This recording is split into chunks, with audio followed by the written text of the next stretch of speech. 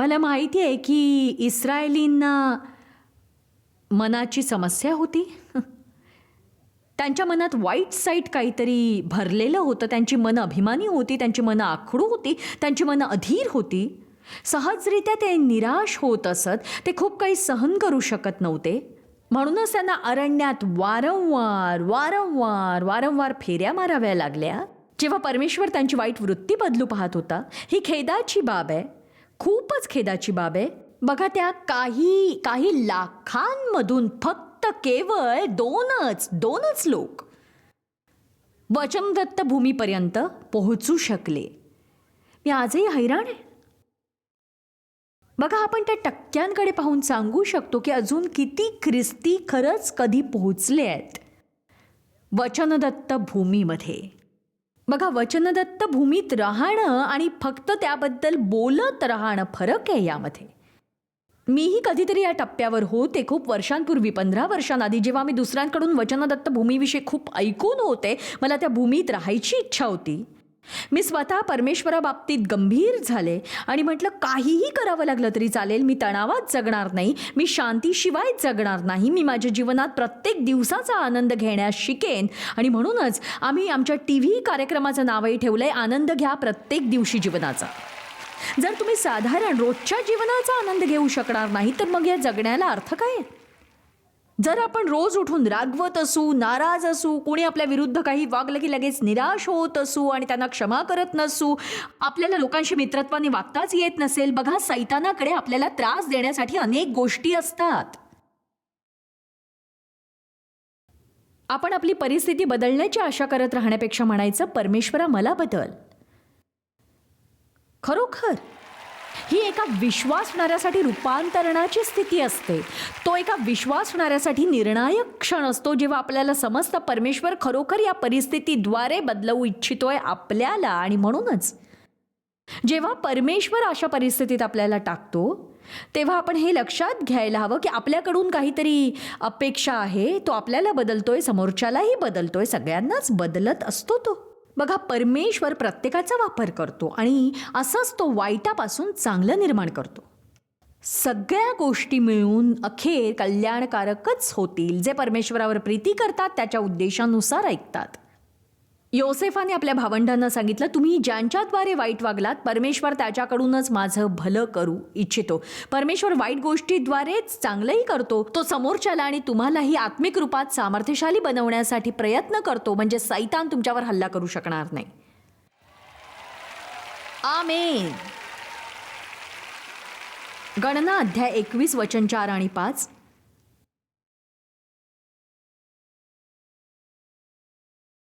पुन्हा त्यांनी म्हणजे इस्रायलांनी जेव्हा ते अरण्यात होते, मग होर डोंगरापासून कूच करून अदोम देशाला वळसा घालून जाण्यासाठी त्यांनी तांबड्या समुद्राचा मार्ग धरला. त्या वाटेत लोकांचे मन अधीर झाले, हताश व व्याकुळ झाले. ते परमेश्वरा विरुद्ध व मोशे विरुद्ध असे बोलू लागले की तुम्ही आम्हाला मिसर देशातून काढून या रानात मरावयाला कशाला आणले?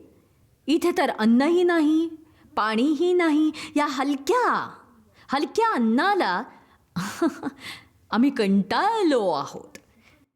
चमत्काराने मिळणारी भाकरी, आम्हाला या गोष्टीचा द्वेष आहे की तुम्ही आकाशातून त्याचा पाऊस पाडताय रोज. आम्हाला त्याचा द्वेष आहे, आम्ही त्याला कंटाळलोत. त्यांची मनाची समस्या होती. आमेन. ते लोभी होते, चिडचिडे होते, मुडी होते, अधीर होते, ते अतृप्त होते परमेश्वराने काहीही केलं तरीही. आणि जेव्हा एखादी व्यक्ती अशी असते तेव्हा ती नेहमी अरण्यात वारंवार वारंवार वारंवार भटकण्याशिवाय काहीही करत नाही, जोवर ते म्हणत नाही मला समजलंय ही एक परीक्षा आहे आणि मी यात सफल होणार. चला आता, आमेन. आता बघूया याकोब अध्याय 1 वचन 2. याकोब अध्याय 1 वचन 2. माझ्या बंधूंनो, नाना प्रकारच्या परीक्षांना तुम्हाला तोंड द्यावे लागते, तेव्हा तुम्ही आनंदच माना. बघा, खूप कमी लोक असे असतात हे जाणून की तुमच्या विश्वासाला पारखल्याने सहनशीलता उत्पन्न होते. बघा, उत्पन्न होत असते. सहनशीलता आणि स्थिरता उत्पन्न होते. शेवटी तेच होतं, परंतु त्याला वेळ लागतो. जेव्हा ख्रिस्ताला स्वीकारण्यासाठी तुमचा नव्याने जन्म होतो, आत्म्याची सगळी फळं तुमच्या आत्म्यात पेरली जातात.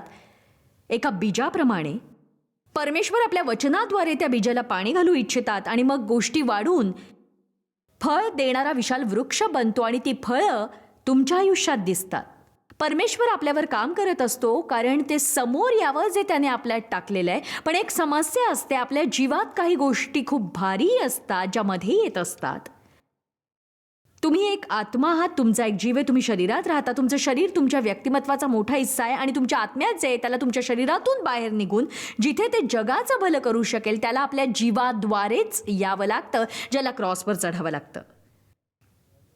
कधी तुम्ही ऐकलत का? मी आत्ता सांगू शकते की मी खरंच खूप धैर्यवान आहे, पण आधी मी इतकी अधीर असायचे. म्हणजे मला काही कष्ट पडले, मी वाचलं होतं की त्यातली आनंदाची गोष्ट जाणून घ्या, पण मला त्याचा द्वेष होता. मी विचार करायचे की शुद्धीत असतानाही, दुःखी असताना प्रसन्न कोण असेल?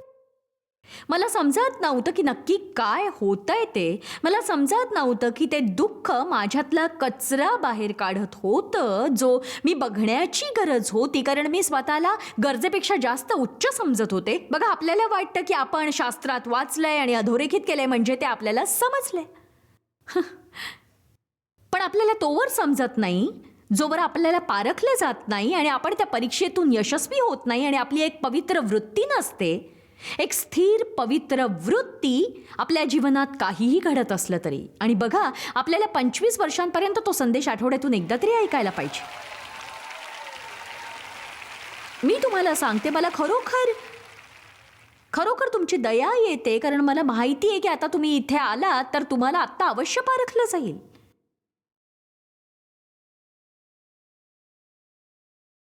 हो, आणि आपण त्याबद्दल प्रसन्न असायला हवं.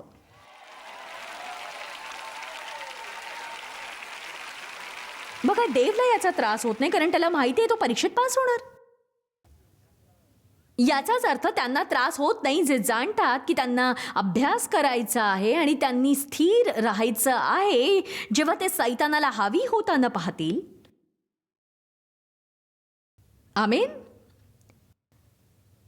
यासाठी मी एक नवीन नारा अवलंबलाय की मी आत्ताही इथे आहे, मी अजूनही इथे आहे आणि पुढच्या वर्षी सुद्धा मी इथे असेनच. मी इथे असणारच नक्कीच, कारण मी निर्णय घेतलाय की माझ्या आत राहणारा जे त्याहून श्रेष्ठ आहे. आणि मला माहिती आहे की सैतान माझ्या विरुद्ध येणारच, त्याला माझा द्वेष आहे, त्याला माझ्या कामाचा द्वेष आहे. मला हेही माहिती आहे की परमेश्वरापेक्षा तो शक्तिशाली नाही.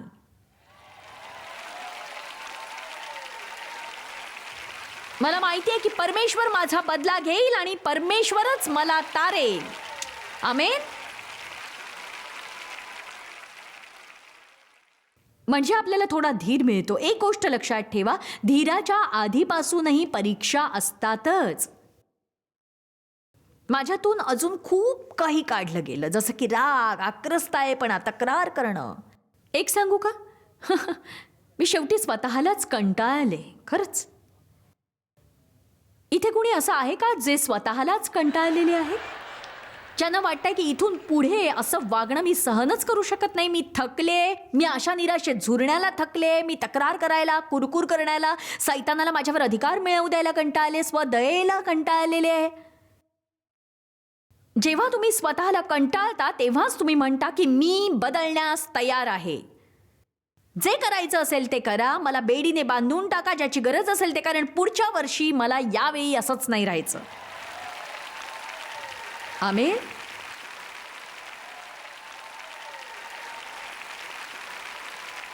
याकोब अध्याय 1 वचन 12 ते 14. धन्य प्रसन्न हेवा करण्याच्या लायकीचे आहे तो मनुष्य. जो माणूस परीक्षेत टिकतो तो धन्य, कारण आपणावर प्रीती करणाऱ्यांना प्रभूने देऊ केलेला जीवनाचा मुकुट परीक्षेत उतरल्यावर त्याला मिळेल. परीक्षेत उतरल्यावर मिळेल. एक सांगू तुम्हाला, या परीक्षातून यश मिळवूनच तुम्हाला बढती मिळते. या परीक्षेत यशस्वी झाल्यावरच तुम्हाला बक्षीस मिळतं.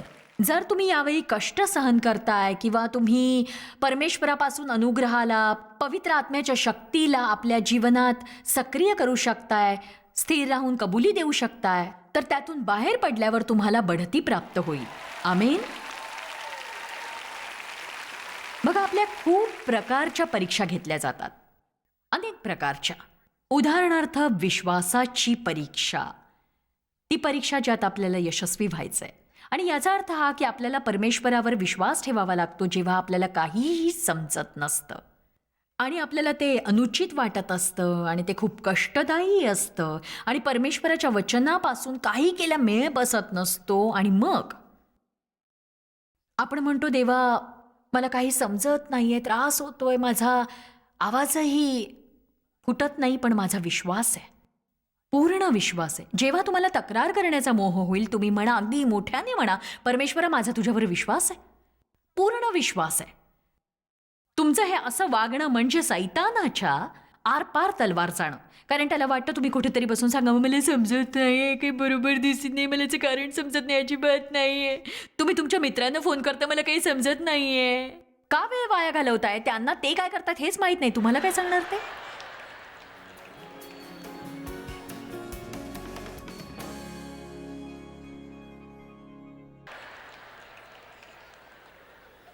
फोनकडे धावू नका, तर सिंहासनाकडे धावा.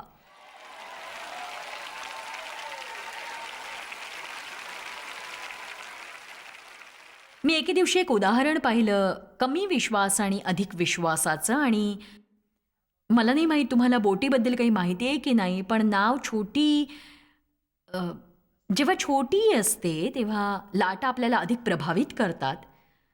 जर तुम्ही एखाद्या छोट्याशा बोटीत आहात आणि नदीच्या लाटांमध्ये खूपच हालचाल होतीये, तुमचा तो प्रवास इतका किळसवाणा असतो, कारण ती बोट सारखी तुम्ही परत येता तेव्हा तुम्हाला वाटतं मरणाच्या दारातून परत आलोय.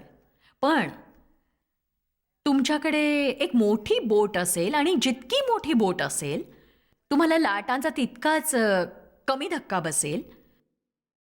बघा, परमेश्वराने आत्ता माझ्या मनात सांगितलं की आपला विश्वास जितका मोठा तितके आपल्या जीवनातले अडथळे आपण कमी अनुभवतो. मी तुम्हाला सत्य सांगेन की बघा, आपण वयाने वाढलो म्हणजे आपण आध्यात्मिकरित्या वाढलो असं नाही, नक्कीच नाही. पण परमेश्वराचे आभार, मी वाढतीये आणि मी माझ्या वृद्धीचा आनंद घेते. याची काळजी करत नाही की अजून किती पुढे जायचंय, मी वृद्धीचा आनंद घेतेय. तुम्ही तसंच केलं पाहिजे, कारण जर तुम्ही तुमच्या वृद्धीचा आनंद घेतलात तर पुढच्या स्तरावर जाण्यास तुम्हाला मदत होईल. माझा विश्वास इतक्या वर्षात वाढलाय आणि अजूनही वाढतोय. आणि अशा खूप गोष्टी आहेत ज्या आधी मला खूप त्रास देत होत्या, क्रोधित करत होत्या, भयभीत आणि चिंतित करत होत्या. पण आता मला माहिती आहे की मी नाही प्रयत्न करणार यासाठी. बघा, त्या गोष्टी समजून घ्यायचा प्रयत्न करू नका ज्या आश्चर्यजनक आहेत तुमच्यासाठी. कारण आपण प्रत्येक गोष्ट समजून घेत बसलो तर देवाची गरज काय सांगा? त्याला माहिती आहे ते आपल्याला माहीत नसतं. आपण संतुष्ट असावं तो जे करतोय त्यावरून, कारण त्याला माहीत असतं तो काय करतोय ते. मनात म्हणा, माझा तुझ्यावर विश्वास आहे, मला एका मोठ्या बोटीची गरज आहे. परमेश्वर का इस्रायलींना एका वेळी एका दिवसाचा मान्ना देत होता, तो त्याला एकाच वेळी अनेक महिन्याचा का देत नव्हता, अनेक आठवड्याचा का देत नव्हता? हाच आश्चर्यजनक संदेश आहे की परमेश्वर विश्वासणाऱ्यांशी अशा प्रकारेच निपटतो. तो आपल्याला एका वेळी एका दिवसापुरती कृपा देत असतो आणि त्याला वाटतं आपण त्या दिवसाचा आनंद घ्यावा आणि याची चिंता करू नये की दुसऱ्या दिवशीच्या गरजा कशा पूर्ण होतील. आमेन. खूप प्रकारच्या परीक्षा होत असतात. या परीक्षेतून पार जाण्याविषयी काय तुम्ही म्हणताय, तुम्हाला कधी कोणी धोका दिलाय का जे तुम्हाला प्रिय आणि विश्वसनीय होते? मी खरोखर मानते की ही त्या परीक्षांपैकीच एक आहे जी आपल्यातल्या खूप जणांना द्यावी लागते. मला विश्वास आहे की ख्रिस्ती चर्चेसमध्ये विशेष रूपात जे नेते असतात त्यांनी आश्वस्त राहिलंच पाहिजे की कधी कोणी असा जो त्यांना विश्वसनीय आणि प्रिय आहे तो त्यांना धोका देईल. तुम्ही विश्वास ठेवलेली व्यक्ती तुमची गुपितं फोडेल ज्याची तुम्ही कल्पनाही करू शकत नाही. तुमच्या पाठीमागे तुमच्याबद्दल काहीतरी बोलत राहतील, टीका करत राहतील, ज्यावर तुमचा विश्वासच बसणार नाही. अजिबात मी नकारात्मक होत नाहीये, पण मी हे सांगू पाहते की येशूने आपल्यासाठी काही सहन केलं होतं, ते आपल्याला कसं सहन करायचं हे शिकवण्यासाठी सुद्धा. काही समजलं तुम्हाला? उदाहरणार्थ येशूला नाकारलं गेलं होतं. मलाही खूप लोकांनी नाकारलं. जेव्हा मी परमेश्वराला आपल्या जीवनात बोलावण्याचा निर्णय घेतला, मी माझे मित्र गमावले, कुटुंबातले बरेच जण विरुद्ध झाले. सगळ्यांनी विचार केला की मी वेडी झाली आहे. खरं तर आपण ज्या समाजात वावरतो तिथे स्त्रिया हे करत नव्हत्या, त्या संदेश देत नव्हत्या. आणि त्यावेळी मला एक विद्रोही वेडी असं म्हटलं गेलं. लोक माझ्याशी कुठलेही संबंध ठेवू इच्छित नव्हते. मला केवळ लोकांनीच नाही तर माझ्या वडिलांनीही मला नाकारलं होतं. आणि नाकारलं जाण्याचं दुःख हे खूप वाईट असतं, खूप अंगावर येणार असं दुःख असतं. सैतान लोकांची प्रगती रोखण्यासाठी अशा लोकांचा वापर करत असतो. आपल्या भूतकाळाबद्दल विचार करताना मी पाहिलं की परमेश्वर जेव्हा माझी बढती करत होते माझ्या सेवा कार्यातल्या पुढच्या स्तरावर, आपल्याला कधीच माहीत नसतं की शेवटी आपण कुठे पोहोचणार आहोत. मी घरात 5 वर्षापर्यंत बायबल स्टडी घेत होते. त्यानंतर एका चर्चमध्ये काम करायला गेले. माझी थोडी वाढ झाली. काही काळाने मला तिथे पाळक बनवलं गेलं, जी अजून एक प्रकारची वाढ होती. खूप वेळानंतर परमेश्वराने मला माझं स्वतःचं सेवा कार्य दिलं आणि मी खूपदा अनुभव घेतला, माझी वृद्धी झाली होती. बघा, कधी कधी तुम्हाला वर जाण्यासाठी खाली जावंच लागतं. त्यानंतर परमेश्वराने मला टीव्हीवर आणलं. त्यानंतर त्याने मला दैनंदिन टीव्हीवरही आणलं. पण त्यातल्या प्रत्येक स्तरावर मी नाकारली गेले अनेकदा, अनेक लोकांकडून, माझ्या आयुष्यात असलेल्या आजूबाजूच्या लोकांकडून. माझ्या जीवनातले असे लोक जे मला खूप प्रिय होते आणि मी त्यांची स्वीकृती आणि मंजुरी इच्छित होते. मला शिकावं लागलं आणि तुम्हाला शिकावं लागेल की जरी आपल्याला आवडत्या लोकांचं कौतुक आणि साथ मिळाली नाही तरीही आपण त्यांच्याशिवाय राहू शकतो. आमेन. इतकंच नाही तर शास्त्रानुसार ती आधारशिला जिला निर्मिताने नाकारलं होतं, ही येशूची गोष्ट होती आणि ते आता मृत आधारशिला बनलेत. त्यांनी येशूला नाकारलं होतं, आता ते परमेश्वराच्या उजव्या बाजूला बसलेत, पृथ्वी आणि आकाशावर राज्य करतायत. तुम्हाला कदाचित नाकारलं जाईल पण परमेश्वर तुम्हाला मुख्य आधारशिला बनवू इच्छितोय जर तुम्ही त्याच्यावर दृष्टी ठेवलीत. त्यांनी शिष्यांना सांगितलं, जेव्हा ते शिकवण देण्यास गेले, त्यांनी सांगितलं तुम्ही कुठल्याही नगरात गेलात आणि तुम्हाला नाकारलं गेलं, ऐका त्यांनी काय करायला सांगितलं, आपल्या पायाची धूळ झाडा आणि पुढच्या नगरात जा आणि आपलं काम तसंच चालू ठेवा. आमेन. बघा, तुम्हाला या 3 परीक्षेत यशस्वी व्हावं लागेल.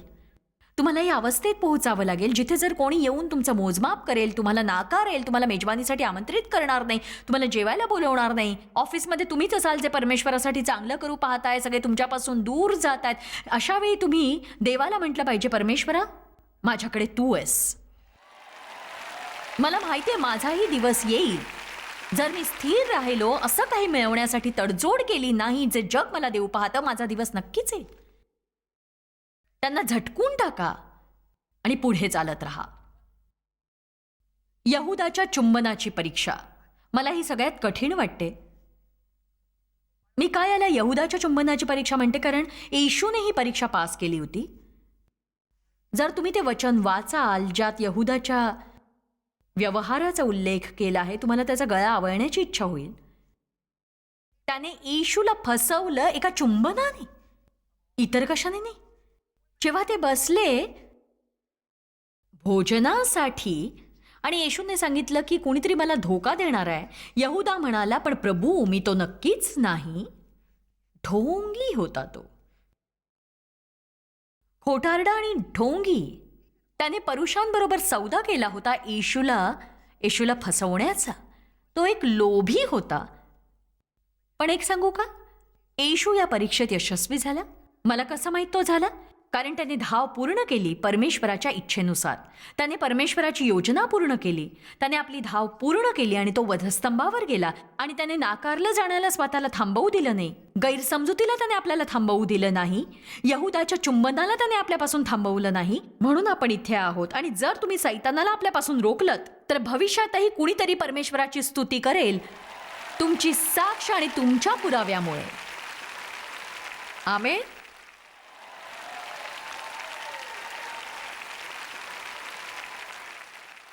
मनात म्हणा मी माझ्या परीक्षेत सफल होईन. बघा, परीक्षा खूप प्रकारच्या असतात. क्षमादानाची परीक्षा, त्याबद्दल आपण उद्या बोलणार आहोत. आणि नावडत्या व्यक्तीवर प्रेम करायची परीक्षा. हे परमेश्वरा मला प्रेमाने चालायला मदत कर. बघा, तुम्ही स्वतःच हे मागितलं, तुम्ही स्वतः हे मागून घेतलं. माझ्या मुलीने 3-4 वर्षाआधी मला फोन केला. तिला एका व्यक्तीचा खूप राग आला होता, इतका की ती अगदी वेडी झाली होती रागाने. आणि ती म्हटले की मी खूपच रागात आहे आणि इतकी त्रासले आहे की त्या व्यक्तीला माझ्या जीवनातून काढूनच टाकायचा विचार करते. मी परत हे सहन करणार नाही, blah blah blah blah blah. आणि ती म्हणाली, परमेश्वराने मला आठवण करून दिली की मी प्रार्थना केली होती की मी सगळ्यांवर प्रेम करी. बघा, आपण अशी प्रार्थना करतो जी खूप आध्यात्मिक अशी वाटते. परमेश्वरा, मी सगळं समर्पित करतेय, माझी तुझ्यावर प्रीती आहे प्रभू, माझं जीवन घे, माझ्याबरोबर जे करायचंय ते कर. तुझी इच्छा पूर्ण हो, माझी नाही. मला प्रीती करायला शिकव. तो म्हणतो, चला.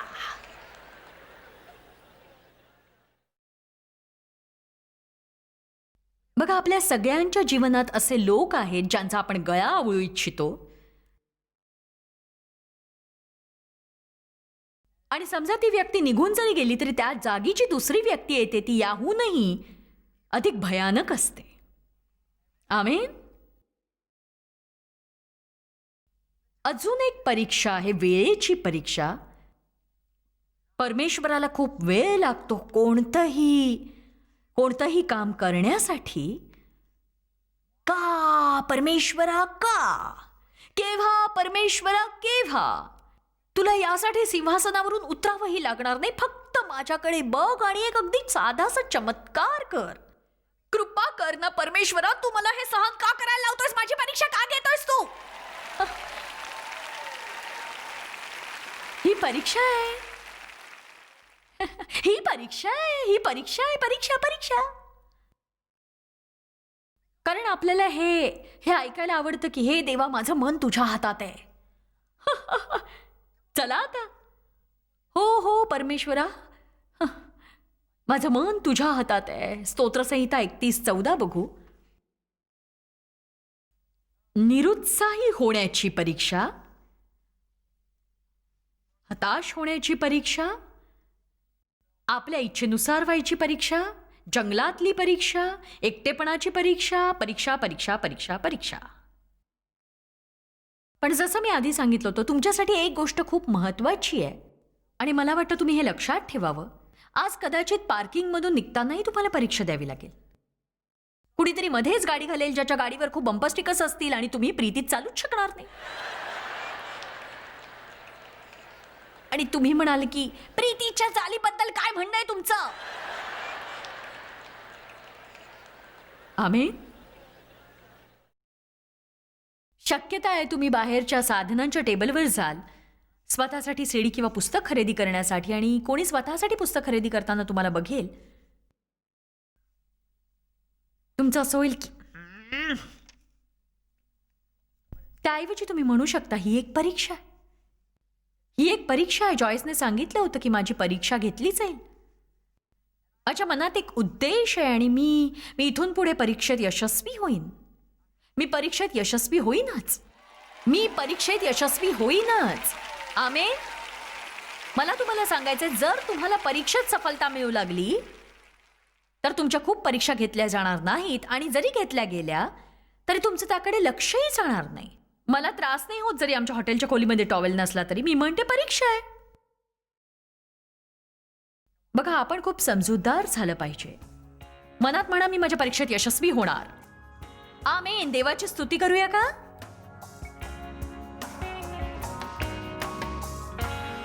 एक सांगू, परमेश्वर आपल्याला ज्या परीक्षातून आणि कष्टातून जाऊ देतो त्याद्वारे आपलं चांगलंच होत असतं. विशेष करून जर आपण सरळ मार्गाने चाललो, त्याचा उद्देश आपला विश्वास वाढवणं असतं. परमेश्वर या सगळ्या गोष्टीचा वापर करतो आपल्याला सुधारण्यासाठी. दबावाच्या क्षणी आपण कसं वागतो ही सगळ्यात मोठी गोष्ट असते. आणि बघा, परीक्षा देण्यापूर्वी आपल्याला माहीत नसतं की आपण पास होऊ की नाही. म्हणून कोणतीही परीक्षा असो, तुम्ही असं म्हणू शकता की मी आनंदीच राहणार. तुमची इच्छाही नसेल, पण तुम्ही विश्वास ठेवायलाच हवा आणि काहीही झालं तरी त्यातून तुमचं चांगलंच होणार. काहीही परिस्थिती तुमच्यावर आली तरी विश्वास ठेवा की जरी काहीही झालं तरी मी सामना करीन आणि चांगला स्वभाव ठेवीन, परमेश्वरावर विश्वास ठेवीन, त्याद्वारे तुमचं चांगलंच होईल.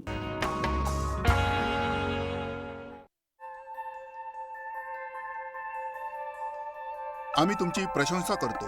जगभरामध्ये हे सेवा कार्य शक्य करण्यासाठी आम्ही आमचे मित्र आणि भागीदार यांचे आभारी आहोत. एकत्रपणे आम्ही भुकेलेला अन्न पुरवितो, गरिबांना वस्त्र पुरवितो आणि राष्ट्रांना सुवार्ता सादर करतो. कृपया आमच्याशी संपर्क साधा किंवा भेट द्या.